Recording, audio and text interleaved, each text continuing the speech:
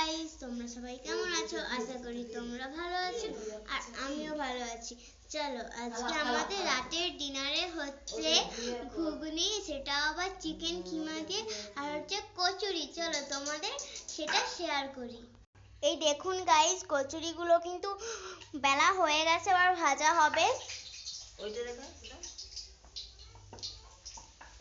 দেখুন গামলাতে কিন্তু অনেকগুলো কচুরি ভাজা হয়ে গেছে, কড়াইয়ে ভাজা হচ্ছে। এই দেখুন বন্ধুরা, থালাতেও আছে। আর এই চিকেন কিমাগুলোকে নুন, হলুদ আর লঙ্কা দিয়ে ভালোভাবে ম্যারিনেট করা হয়ে গেছে।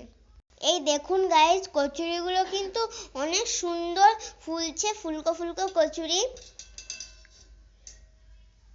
এবার ঘুগনি হচ্ছে বন্ধুরা। কড়াইয়ে তেল দিয়ে একটু লবঙ্গ, একটু গোলমরিচ, একটু এলাচ দিয়ে সেইগুলোকে নাড়াচাড়া করে তার উপর হচ্ছে রসুনটাকে দিয়ে দিল এবং সেটা নাড়াচাড়া করা হবে। এই দেখুন বন্ধুরা, এবং পেঁয়াজগুলো কড়াইয়ে দেওয়া হচ্ছে এবং লঙ্কাগুলোও দেওয়া হয়ে গেছে। এই দেখুন গাইস, টমেটোটা দেওয়া হয়ে গেছে। তার উপর একটু লবণ আর হচ্ছে হলুদ দিয়ে নাড়াচাড়া করা হচ্ছে।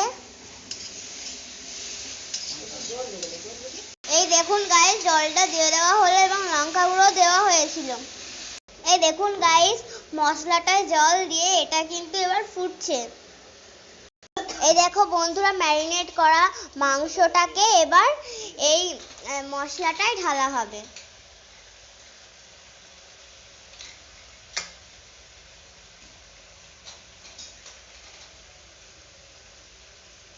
এই দেখুন গাইস, কুকারে মটর এবং আলু সিদ্ধগুলো এই মশলাতে ঢেলে দেওয়া হবে।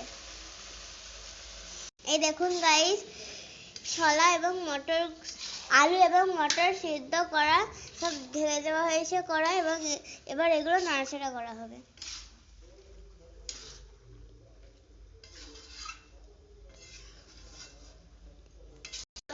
এই দেখুন, ধনেপাতাগুলো দেওয়া হয়ে গেল ঘুগনিতে।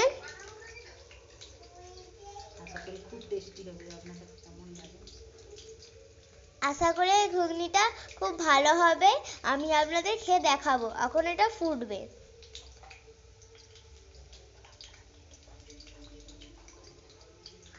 আর আপনারা কে কে কচুরি আর ঘুগনি পছন্দ করেন তারা কিন্তু অবশ্যই আমার কমেন্টে জানাবেন।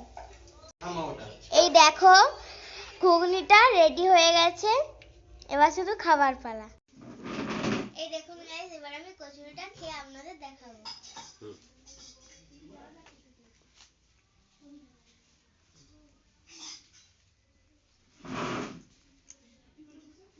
দারুণ হয়েছে বন্ধুরা, তোমরাও কিন্তু এবার বাড়িতে বানিয়ে